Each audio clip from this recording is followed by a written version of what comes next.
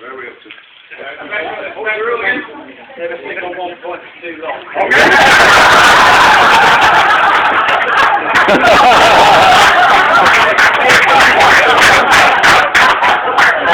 I've now got a few words about the ocean. And that'll do.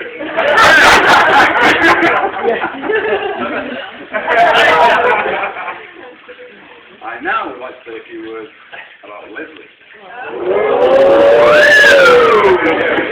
would I say? My beautiful wife.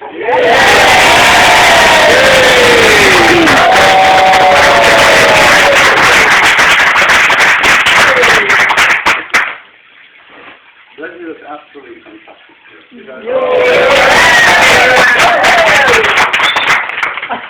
When we first met, I think almost 6 years ago, we walked through fire together.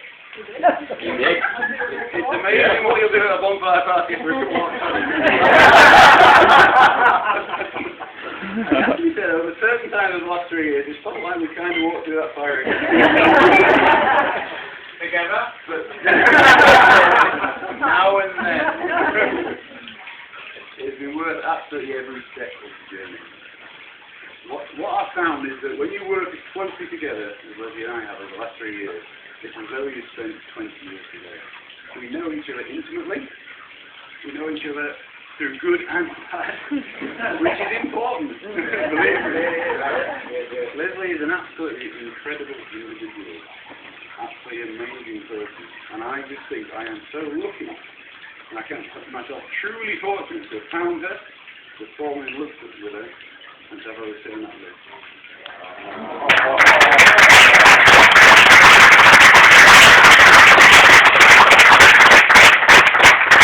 I can honestly say I feel today that I'm the luckiest man alive.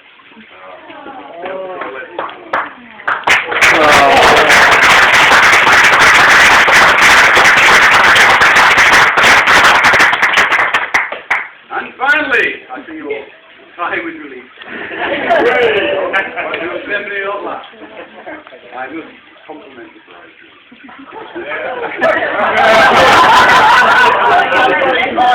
It's my job. He's a gladly willing one. You look fantastic.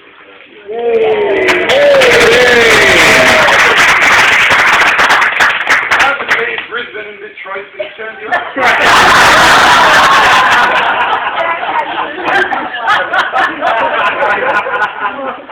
I did wonder about that.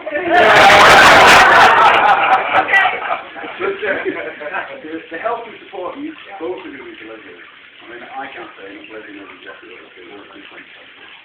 We couldn't have done it without you. Thank you so much. So I would like you all to charge your glasses and raise them.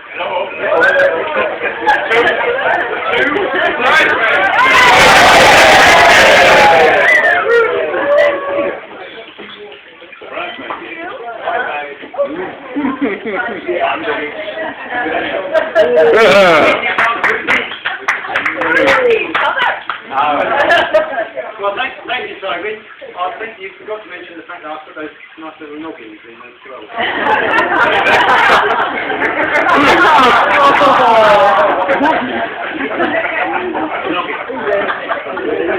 Good point.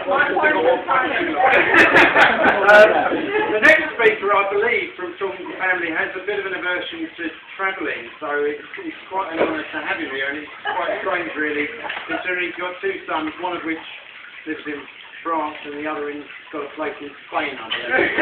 It can't be very easy for him, but he's made the trek all the way over here to speak for us, and that's Ken.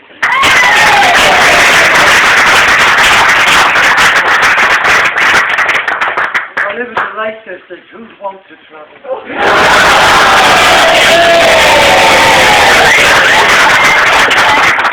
It's not the function of the father of the bridegroom to make a speech, so I won't make a speech.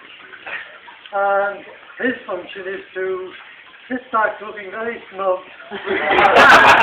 the happy knowledge that he doesn't have to pay for a thing.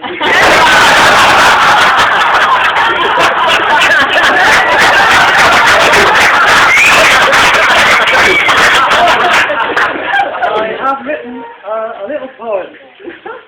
It's written in the style of William McGonagall, poet and tragedian of Dundee. Now, those of you who haven't heard of William McGonagall, I'm sure you must have. He's the worst poet in the world. So bad that he is literally a genius. And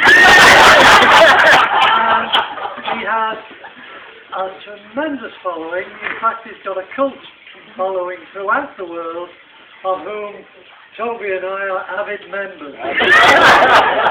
So here it comes. Eyes down, look in. I can't do the Scottish accent.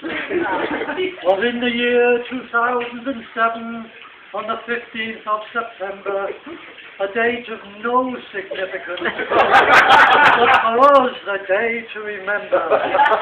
For us, that day's a happy one, so a few wee tears were shed. For that's the day in Montember this happy pair will met. It gets worse. So here's to the bride and the bridegroom. May their shadows never decrease, and their marriage bring contentment and joy and comfort and peace.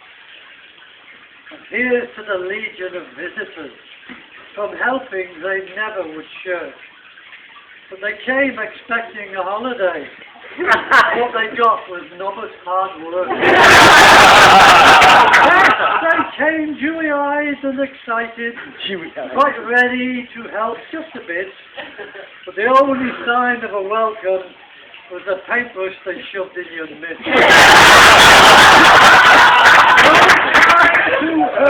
To take a well-earned break and gossip to your neighbour.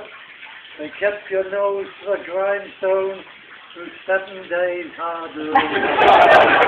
In vain we wailed and protested. Of hard work we'd had quite enough. But for all our profuse protestations, the answer that came back was tough. And just spare a thought for the parents who came for a rest and some peace. For the whole of the 24/7 we laboured and never could cease. They bossed us around, looking cruel, in a manner that's really quite bumptious. So I have to confess, when evening came, the meals they provided were good. Though Lesley weren't good sewing curtains, that wasn't her métier at all. But she'd handle a huge excavator and just watch her plaster a wall. And Toby is laid back no longer. He's having to work, that's for sure. 1 minute he's up laying roof tiles, the next he'll be digging a sewer. So that's why I'm writing this poem. I'm sorry to be such a whinge. Apologies too to my family, who are trying so hard not to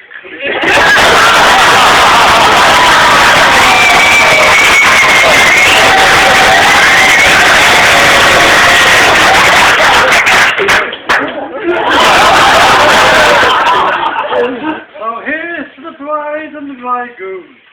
May their shadows never grow shorter. To Toby, our laid-back, cynical son, and to Lesley, who's now our daughter.